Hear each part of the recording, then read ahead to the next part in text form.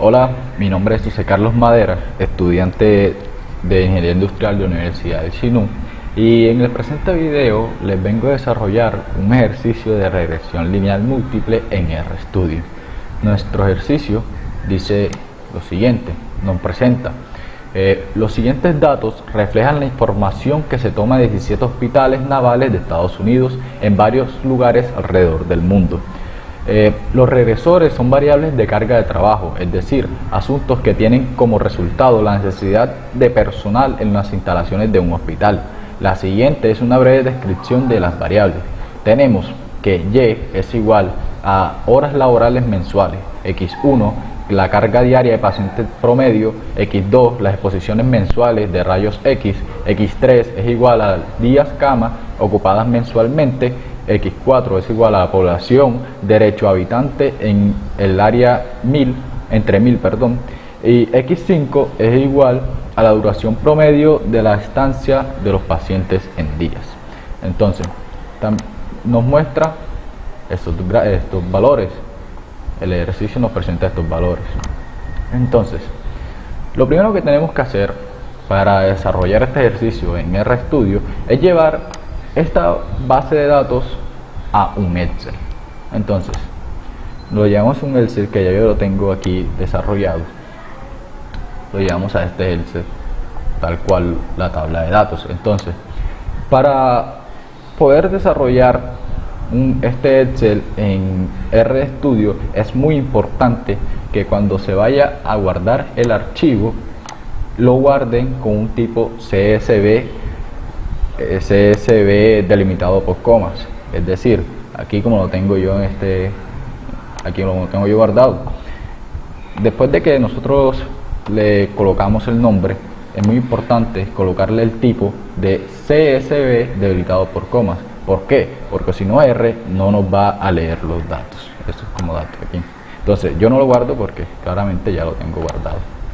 Una vez ya tengamos nuestra base de datos lista, nos vamos a RStudio. Entonces, en RStudio lo primero que tenemos que hacer es trasladar los datos desde el archivo Excel hasta R. Entonces, ¿cómo lo hacemos? Lo hacemos con el siguiente comando. Con el comando datos, que es el nombre que le vamos a dar a nuestros datos, igual a read.csv, para decirle a R que nuestros datos van a estar siendo exportados de un archivo Excel. Y también le podemos decir que nuestros datos están separados por coma en vez de puntos con este comando. Entonces le damos control enter o le damos run y cargamos nuestros datos. ¿Dónde está la pestaña? Aquí está la pestaña. Entonces le damos en escritorio, buscamos nuestros datos donde lo tengamos guardado y le damos a abrir. Entonces, como ven, ya abrieron nuestros datos. Le podemos dar aquí y podemos ver nuestros datos ya cargados. Entonces, aunque ya estén cargados nuestros datos, R todavía no tiene la capacidad de leerlo. Entonces le damos attach datos para que R los lea. Entonces control enter, listo. Bueno, una vez terminado esto, habiendo cargado los datos, lo primero que tenemos que hacer es hallar nuestro diagrama de dispersión. Dicho diagrama lo hallamos con el comando plot datos. Le damos control enter y inmediatamente nos aparece nuestro gráfico. Entonces le damos zoom y podemos observar gráficamente y haciendo las comparaciones primeramente entre x1 y nuestra variable dependiente y, podemos notar gráficamente que existe una relación positiva. Yo diría que no tan fuerte, por lo que no es consecutivo los datos. De igual manera, en la comparación entre x2 y y también existe una relación positiva, no tan fuerte. En X3 y X4 también ocurre la misma similitud, que hay una relación positiva, bueno, un poco fuerte al comienzo, pero muy dispersa al final. En cambio, acá en X5Y hay una dispersión de los datos más alta que en las otras comparaciones. Entonces, eso es lo que podemos observar gráficamente, claro está. Entonces, siguiente, a esto debemos hallar nuestro coeficiente de correlación para determinar firmemente lo que acabamos de mostrar o lo que acabamos de decir en el gráfico.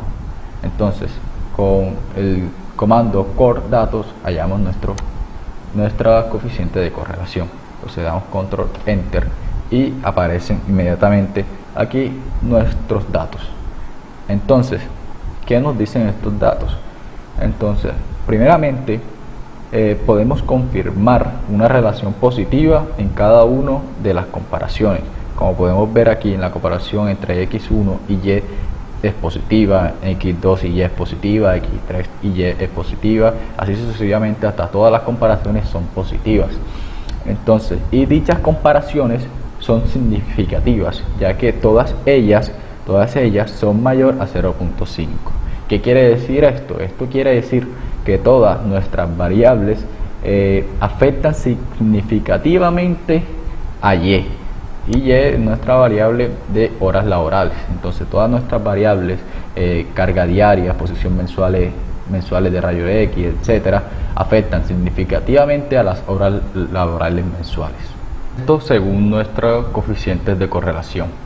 Entonces proseguimos escribiendo nuestro modelo original, que lo escribimos de la siguiente manera.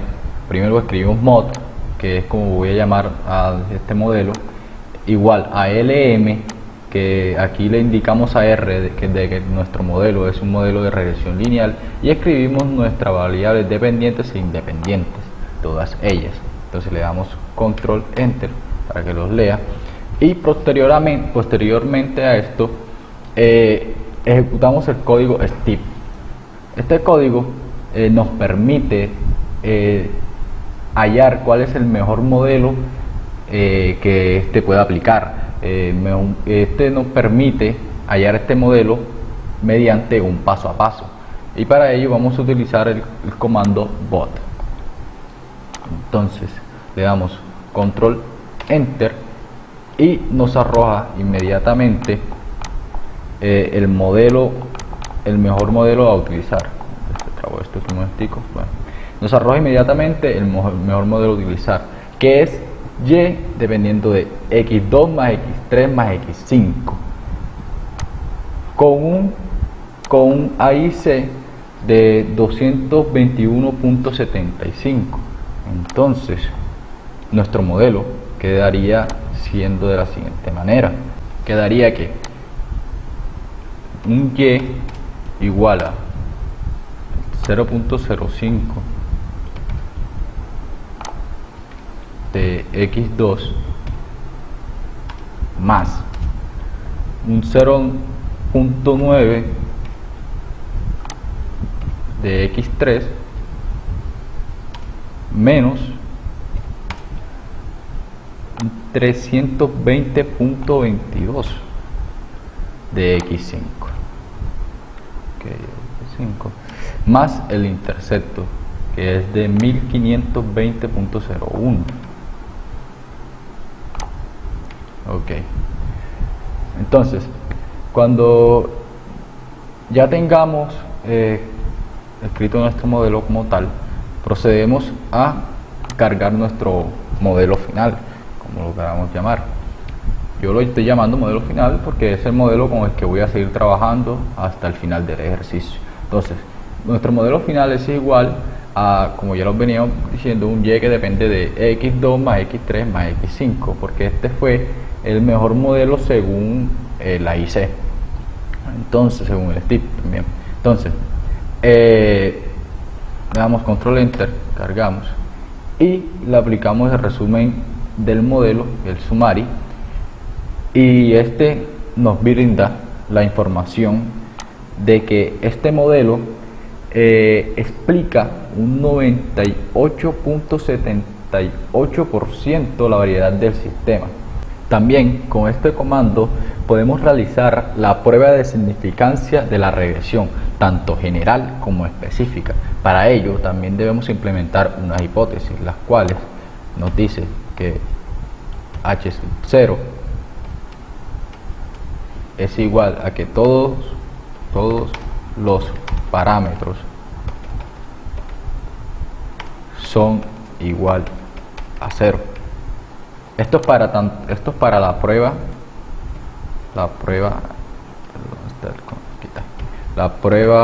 general. Okay. Y con un H1 donde nos dice que al menos un parámetro es distinto de 0. Ok, todo esto con un alfa, todo esto lo vamos a comparar con un alfa del 0.05. Para la prueba general utilizaremos este p-value, que es igual a 2.884 Euler a la menos 3. Es menor al alfa del 0.05, y cabe aclarar que cuando un p-value es menor al alfa se rechaza h sub 0 o la hipótesis nula. Entonces en este caso que también es menor el p-value comparado con el alfa, entonces como ya dijimos, quiere decir que rechazo la hipótesis nula, por lo cual al menos un parámetro es distinto de 0. Entonces, para la hipótesis específica debemos comparar los p-values de cada variable x2, x3 y x5, compararlo también con un alfa del 0.05, pero en cambio de que la hipótesis diga que todos los parámetros son iguales a 0, se va a decir que no es significativo para el modelo.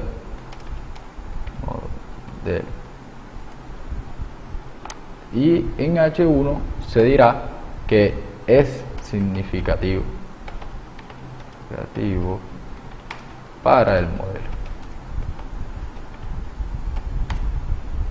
Entonces, comparando el p-value de x2, de la variable x2, nos da un p-value de 0.02, que es menor al alfa, por lo cual es significativo.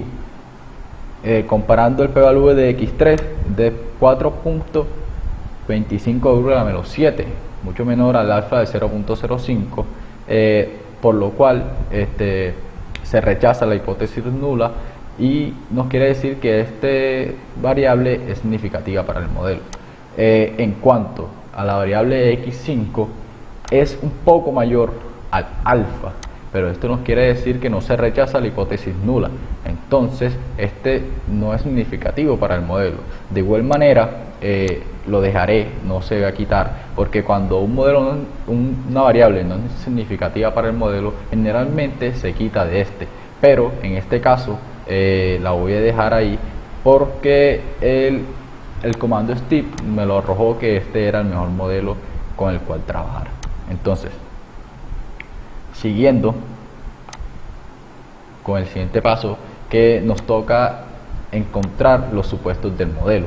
Pero antes de hallar los supuestos del modelo, siempre debemos hallar los errores de Entonces, para calcular el error del modelo, colocamos que voy a llamar a los errores, es igual a los residuals, entre paréntesis el mod final, que es el modelo final con el que vengo trabajando. Entonces le damos control enter y seguimos con nuestro primer supuesto, que es el supuesto de normalidad. Entonces, para determinar si un supuesto se cumple o no, se puede determinar tanto gráfico como analíticamente. En este caso lo vamos a utilizar a determinar de las dos maneras. Para el caso gráfico vamos a utilizar el comando plot density del error. Entonces le damos control enter y nos muestra un gráfico de normalidad de los datos. Entonces, para compararlo de una mejor manera, vamos a tener que implementar un gráfico de normalidad teórico. ¿Cómo lo hacemos? Lo hacemos con los siguientes comandos, que en realidad son vectores, porque hay que desarrollar unos vectores para poder desarrollar el gráfico teórico. El primer vector lo llamaremos W, que es igual a sec, que va a ir que se va a delimitar desde menos 2000 hasta 2000 y va a tener una secuencia de 0.01. El segundo vector va a ser igual a la distribución normal y entre paréntesis va a ir el primer vector, la media del error y la desviación estándar del error. Entonces le damos control enter a estos dos vectores, control enter y control para que cargue. Luego procedemos a graficar con el código, con el comando lines, y entre paréntesis va a ir los dos vectores y le vamos a agregar un color. Este color va a ser el 3, para diferenciarlo del gráfico de los datos ya mostrado. Entonces le damos control enter y nos muestra nuestro gráfico. Entonces lo acercamos y entonces gráficamente se puede afirmar, yo diría que el supuesto de normalidad se cumple, porque es muy similar pues la curva teórica es muy similar y muy cercana a la curva que representa los datos, aunque hay alguna variedad en ella. Entonces, pero pues obviamente todavía no es suficiente prueba estadística para determinar si se cumple o no este supuesto. Entonces pasamos a la prueba analítica. Dicha prueba se hace con el comando Shapiro test del error. Entonces le damos control enter. Para esta prueba también se realiza una hipótesis. Dicha hipótesis viene siendo que el supuesto de normalidad se cumple para la hipótesis nula, y para la hipótesis alternativa el supuesto de normalidad no se cumple. Todo esto con un alfa del 0.05. Entonces, ya que realizamos nuestro Shapiro test y lo corrimos, nos arrojó un p-value de 0.02. Es decir, como es menor que el alfa, quiere decir que rechazo la hipótesis nula, por lo cual el supuesto de normalidad no se cumple. Seguimos con nuestro siguiente supuesto, que es el supuesto de independencia. Para poder graficar este supuesto, primero debemos instalar la librería tseries, que instalamos por library tseries, le damos control enter y también designamos a x como un factor designado por el error. Entonces le damos control enter. Entonces, para graficar a x usamos el comando plot y graficamos la independencia. Entonces podemos observar gráficamente que entre los datos hay independencia, pues ya que el gráfico se evidencia dos conjuntos independientes entre los cuales están agrupados los datos. Entonces proseguimos a realizarlo de la forma analítica o matemática con el comando run test de x. Le damos control enter y en este supuesto las hipótesis tanto nula como H1 H0 nos dice que el supuesto de independencia se cumple para la hipótesis nula, y para la hipótesis alternativa el supuesto de independencia no se cumple. Todo esto también con un alfa del 0.05. Entonces ya corrido el run test, nos arroja un p-value de 0.4419, el cual es mayor que el 0.05 del alfa, por lo cual no se rechaza la hipótesis nula, y esto quiere decir que el supuesto de independencia se cumple y por ende hay suficiente evidencia estadística para afirmar. Continuamos con nuestro siguiente supuesto, que es el supuesto de homoscedasticidad. Para graficar este supuesto, primero debemos ajustar nuestro modelo, y lo ajustamos de la siguiente manera. Yo voy a llamar a nuestros datos ajustados de ajuste, y va a ser igual al modelo final y el comando field.value. Entonces le damos control enter y procedemos a graficar con el comando plot de los datos ajustados. Entonces, bueno, gráficamente se podría decir que el supuesto de homoscedasticidad se cumple, ya que aparentemente la variedad de los datos es la misma. Entonces, pero siempre y cuando se recomienda es hacer el análisis analítico o matemático, ya que este nos va a brindar la suficiente evidencia estadística para determinar si el supuesto se cumple o no. Entonces, continuamos con la prueba analítica, pero antes de eso hay que descargar o cargar una librería que es la librería de LMTest. Entonces la cargamos y procedemos a cargar la prueba analítica con BP test del modelo final. Control Enter. Entonces, nuestra hipótesis nula nos dice que el supuesto de homocedasticidad se cumple, y nuestra hipótesis alternativa nos dice que el supuesto de homocedasticidad no se cumple. También todo esto con un alfa del 0.05. Entonces el p-value nos arrojó un valor de 0.618, el cual es mayor al alfa. Por lo tanto, no se rechaza la hipótesis nula. Por ende, el supuesto de homocedasticidad se cumple. Entonces, ya teniendo el mejor modelo según el criterio de AIC, se produce a inventar datos para la variable regresora, que en este caso nuestra variable regresora viene siendo x5, x3 y x2. Entonces, se hizo de manera aleatoria la generación de 10 datos utilizando el código RUNIF. Entonces, dicho código sirve para generar números aleatorios a partir de una distribución uniforme. Entonces le damos correr a esto para que cargue y listo. Entonces esto ha sido todo. Espero que le haya gustado y haya sido de mucha utilidad este video. Nos vemos en la próxima.